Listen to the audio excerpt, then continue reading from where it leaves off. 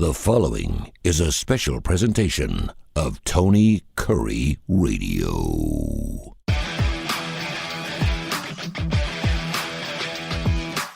Welcome in, everybody. It's time for Keefer and Kurre this week, and we've got another great topic, great show. And I say that with all humility because this is my week to pick the topic. If you're new to the show, Tony and I alternate back and forth each week. One of us picks the topic and the other one gets ready to rumble in terms of what we're going to discuss. Tony, today I'm going to start out the show by saying, hello, everyone. I'm Keefer, and I am an ugly American because I hate soccer. There you go. And it's incredible you're doing this show on this day, which is June 6th, because on this date, 16 years ago, my second adopted son was born, and he is from Guatemala. And the first soccer match that I ever saw was the USA and Guatemala at Legion Field for the 1996 Atlanta Olympics. I was the only cat at Legion Field rooting for Guatemala that day. So the fact you had this topic today was absolutely perfect. But I'd love to hear more, man.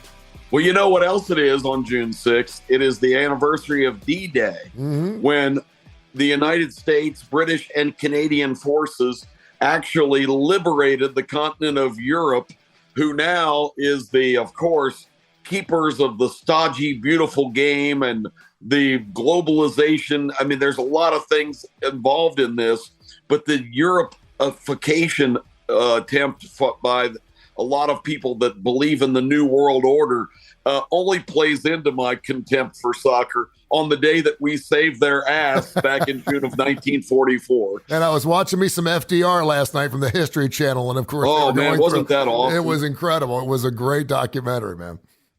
Yeah, absolutely. So Tony, I'm going to correlate this, and we're going to focus on soccer today. But I've been living the dream the last couple of weeks of following the Las Vegas Golden Knights and their quest for a Stanley Cup. I'm still in Vegas. I went to the first two games of the series. The excitement last night in the 7-2 win over the Florida Panthers, unbelievable. The physicality, it was almost like the roller derby. 6 Panthers got thrown out of the game. 7 goals. The horn goes off. People go berserk. The atmosphere is amazing. Vegas closing in. The Vegas Aces won the WNBA World Championship last year, but this would be the first professional title for this city if the Golden Knights go ahead and finish it off on the men's side of sports. But the point is, everything I love about hockey is absent from soccer, and it's really the primary reasons, putting all the political and everything else aside. I just don't think there's similarities in the games, but they're completely different. And watching a soccer match and, watching a 0-0 final compared to what I saw last night, Tony, it's not even in the same universe in terms of entertainment for me. What do you think? My daughter's watching the game last night. It's the first time she's ever watched a hockey game. And the only reason I was watching is because I knew that you were a big Las Vegas fan, and I knew you were at the games. And she starts watching these fights. She's like, oh my gosh, what's happening? And I said, they're fighting. And she's like, are they allowed to do that? And I said, yeah, they are. And it's amazing because in hockey, it is a given that you're going to see a fight. And even the announcers are like, this game is going to get chippy before the final horn goes off. You're going to see a fight. And you see fighting a lot after the game is over. Teams usually don't shake hands. They shake their own hands and they get after it. And I said, yeah. And she goes, now if they do that in Major League Baseball or even the National Football League, which is one of the most violent sports on the face of the earth, they get penalized, right? They lose games. And I said, yeah, but this is hockey, man. This is what they do. I said, and that's what I love about it. And, that's why they have a great dental plan, right? It's crazy because, I did a sports radio show for nearly 30 years. I worked with Aldo Greco, who, of course, was top 10 NFL points leader in the National Football League and played for the Houston Oilers and the Tennessee Titans for a long period. But he was a huge soccer fan. And he was always trying to push the soccer thing. And of course, Jay and I were like, we're not talking soccer on the show because you don't talk about that type of football when you're talking about college football land. But the one thing that he did bring up that I thought was really interesting is he was always talking about, the biggest difference between soccer fans and hockey fans is hockey fans could care less whether you like their sport or not. They don't care. They don't care. They invite you in, but they don't care whether you like their sport or not. Soccer fans are constantly trying to tell you how great their sport is and trying to jam it down your throat and why you need to love their sport. And when people do that, you don't want to watch. And I analogize, and I do this a lot with dating. When you're going out with a woman and she doesn't care whether you like her or not, there is a mystique about her. It makes you want to chase that. You want that so bad. But when you have a woman who's constantly telling you how great she is and why you should love her, that's the first woman you want to dump. So that's the difference, for me anyway, between soccer and hockey fans. Well, and we've been inundated with this all of our lives, Tony. I'm sure you experienced the same thing growing up in the Cincinnati area as I did in Atlanta. The narrative back then was, well, you just wait. Soccer is the world's game. It's going to take over. It's going to be huge in America. It's soccer's the next big thing, blah, blah, blah. Here we sit, 4 decades later, and the only reason it's getting attention in this country is because they're jamming it down our throat. ESPN and Fox both signed these massive deals to promote soccer.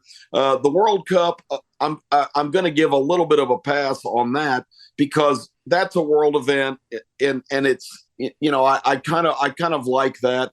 And there are things about the European Premier League and all of that I like. The biggest thing is I like the fact that in the Premier League and European soccer, and there's like 4 different leagues. I can't keep up with it.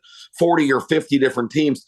But you got to perform if you're in those leagues, because if you have like 2 straight bad seasons, they do what's called relegation and boot you back down to the minor league and bring up 2 of the better teams that are up and coming. So I do like that, to keep horrible franchises that limp along for 50 years and don't like the Atlanta Hawks, who have been in Atlanta since 1967 and have only been to an NBA Finals once, which they didn't win.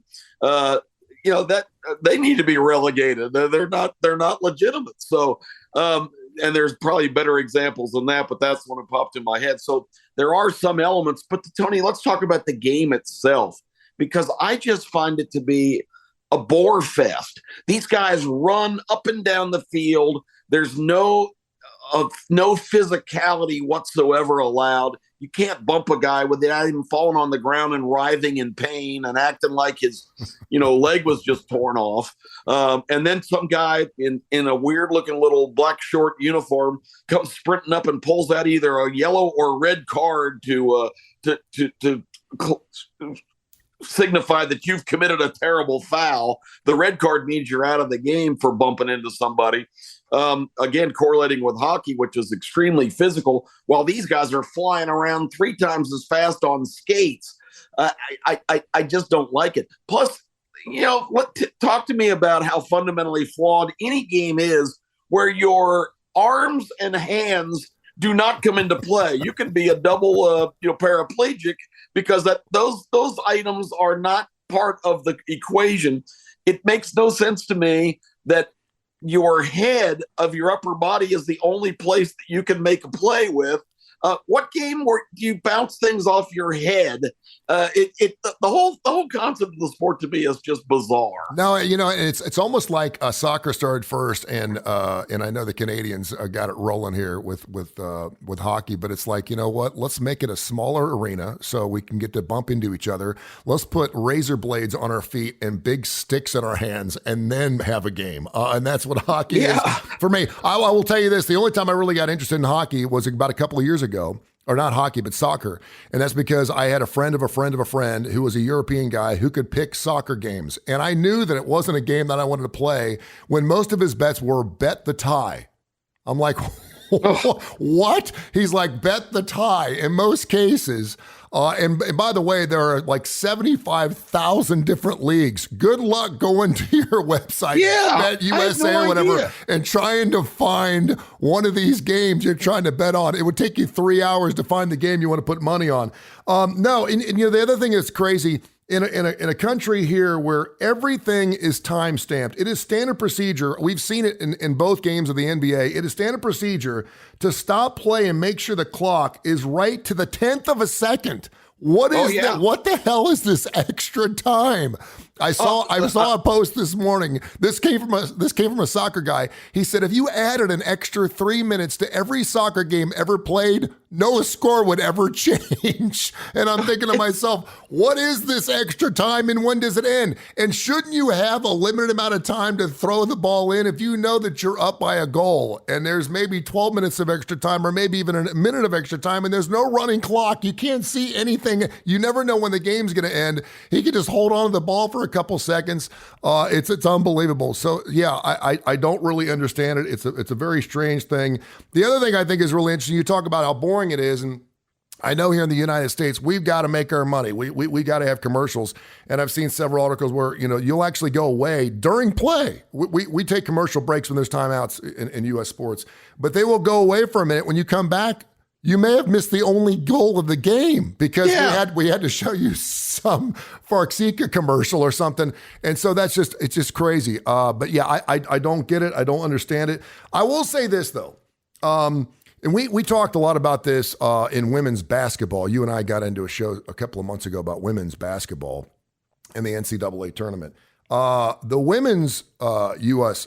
hockey team was probably one of the best things to ever happen to soccer in this particular country. And I keep getting the two confused because they are so much the same outside of everything. But do you remember when everyone just started really thinking that the U.S. women's soccer was all that? And that was Brandi Chastain ripping her shirt off without the badass girls of U.S. women's soccer. And we're talking about Alex Morgan, who, of course, got kicked out of Disney World. We're talking about Hope Solo, who can't stop drinking behind the wheel of a car with her kids in the back seat. She's got a domestic violence charge. You're talking about Megan Rapinoe, who flashed her nipple at the ESPYs. And she's also, of course, dropped F-bombs on live television. Of course, she is a huge proponent and carries the flag for the LGBTQ community, which also is quite agitating to some folks. That team, quite frankly, of course, they all kind of aged out. But that was something we like friction in this country, and we like badasses, and we like people that stand up for what they get. And I think the women did a fine job there. But that was another reason why I watched. There was another reason why I watched women's curling during the Olympics, and I can only tell you why. Well, I mean, let's first of all, thank you for mentioning the ridiculous spectacle of extra time, and just to expound on that for people that have been totally indifferent to soccer. At the end of the game, when the clock, which is a running clock, by the way, runs out, it never stops. The clock runs 80 minutes. And every time somebody falls down and fakes an injury just so they can get a quick break, it's like an unofficial timeout. Roll around on the field to catch your breath.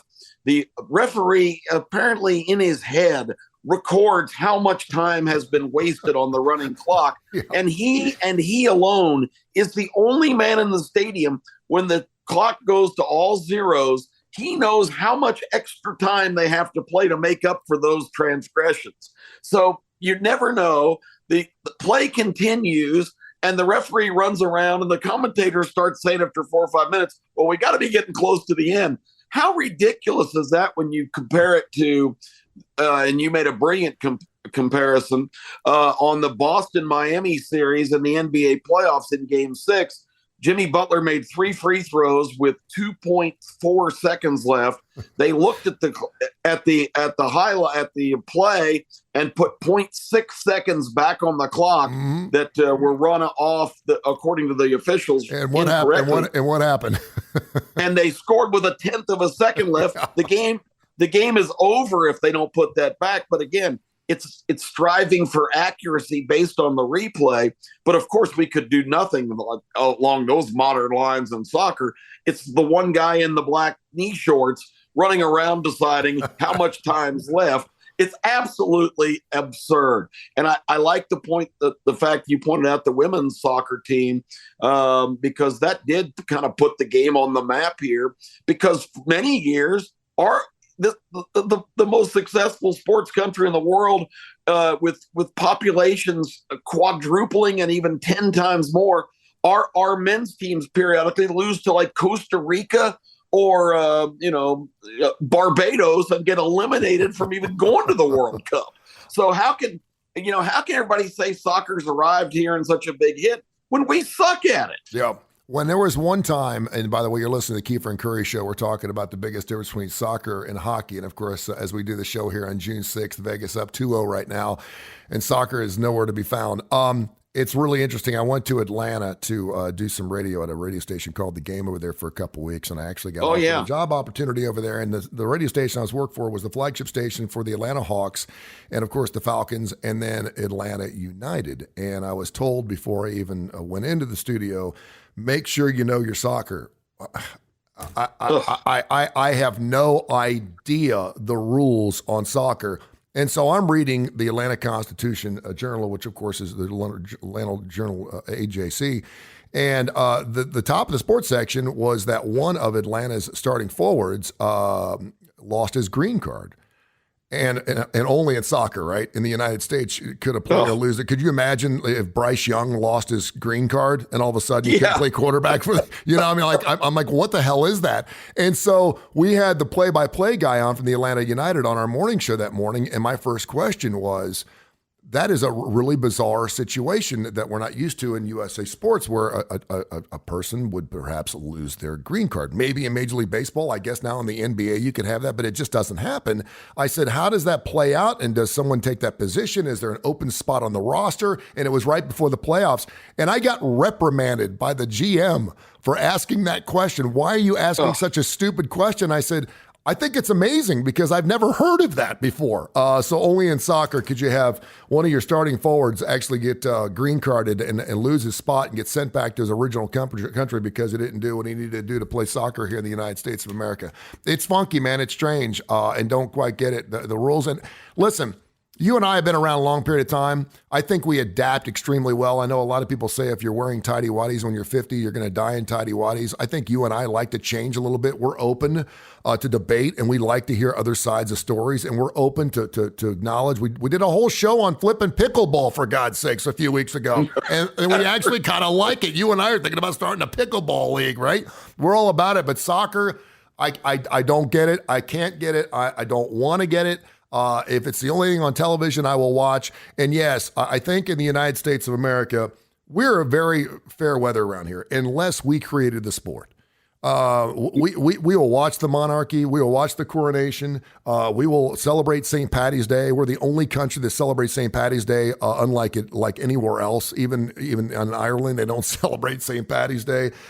We love TikTok, despite the fact that it's a Chinese-born type of social media platform, because we want to own it. But we are latchkey and very, very fair weather when it comes to things that we don't own or don't start here. And soccer did not. And I think that we will watch it. We will get behind it. We will push it. But once it's gone, once the last game's played, we forget about it until the next time it comes around. Well, Tony, I admitted in the open that when I testified to the crowd that I accept the fact that I am an ugly American, and the fact, and I think one of the best illustrators of that, it's still, despite it happening 6,000 times over the last calendar year, every time I'm watching a college football game or a baseball game, and at the bottom of the screen where all the information comes up, which is a revelation that I really like, that has happened in sports TV in modern times, when all the other scores, when the 45 minutes at the bottom of my screen is all of the scores from Mexico and Italy and Europe and the English leagues for soccer, it drives me crazy. I don't know, Tony, where Tottenham is, but I'm cursed by the Tottenham soccer team, because I would testify in court that it says the result of the Tottenham game on sports events I'm watching about 40% of the time is on the screen. So, when Tottenham plays Leeds, for all I know, Leeds is a suburb of Birmingham, just east on I-20. But Tottenham seems to play Leeds every week, and they always play to a 0-0 tie. I admit I'm an ugly American. It drives me insane. No doubt. And if I spend 80 plus minutes, plus, of course, the guy with the black shorts you'd mentioned coming up, telling how much extra time there is, and it turns out to be a 0-0 game, I feel like I've just gotten screwed out of my $75 to go watch soccer.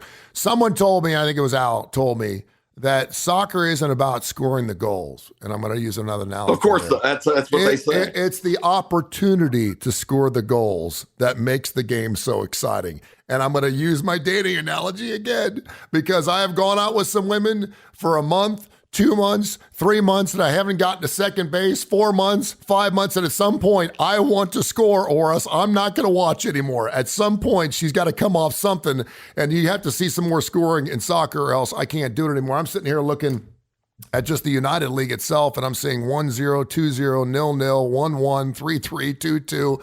It's not enough for me. And I know we love college football in here, and I dig that. And if your team ends up winning a championship by winning 9-6, I understand why you're so excited. People are like, I love this strong defensive game. We don't like anything better in this country than when we have a 53-52 shootout in a college football game. It's the best. It's great. We love scoring around here. And that's why chicks dig the long ball.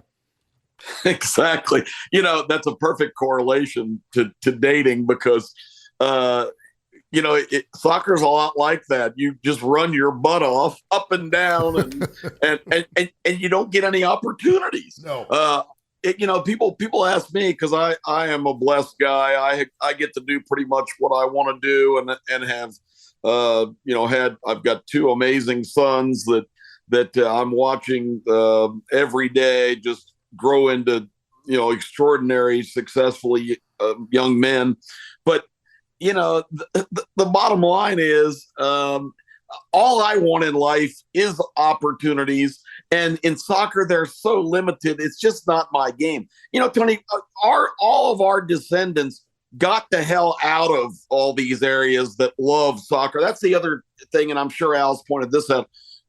People are just, you just don't understand. You've never been to a game overseas and just see the passion and whatnot that they have.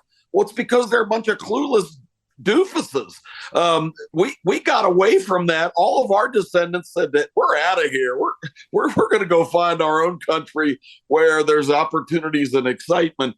And so, for this movement, and I'm sorry, I know I talk politics on Need to Know here on Tony Curry Radio, but there's a political weave into this too that really bothers me, that somehow you're not normal or a global citizen if you don't like this game. Well, I'm sorry, I don't like it. I don't want any part of it, and I don't want to be a global citizen. I'm an American, Tony, American. And that's how I like it. You are American for sure.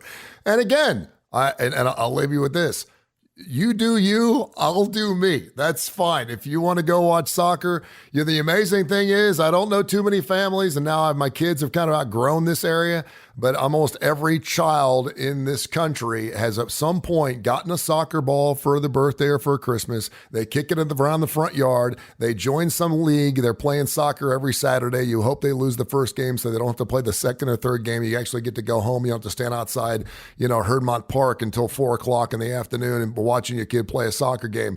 And so you would think that since so many youngsters play soccer in this country, that it would be a bigger sport for adults, but it's not. And I know. No. What does that tell you? So it tells me that Americans are smart enough when they're about 10 years old to say, this game sucks. Nobody ever scores.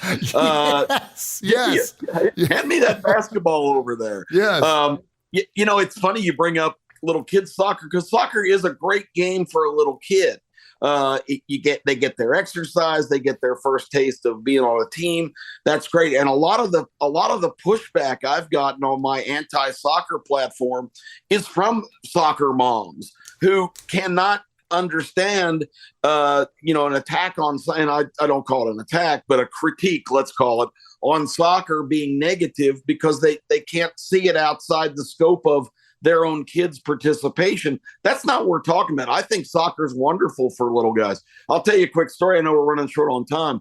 When my son Case, when we first moved to Birmingham, we moved out to the Clay area, which was kind of a growing area just beyond Trustville, and has now even shown more growth, but got involved with a great bunch of guys out there that had the Clay Youth League, and we played teams from we played Hoover and Trustville and Case, I think, was on.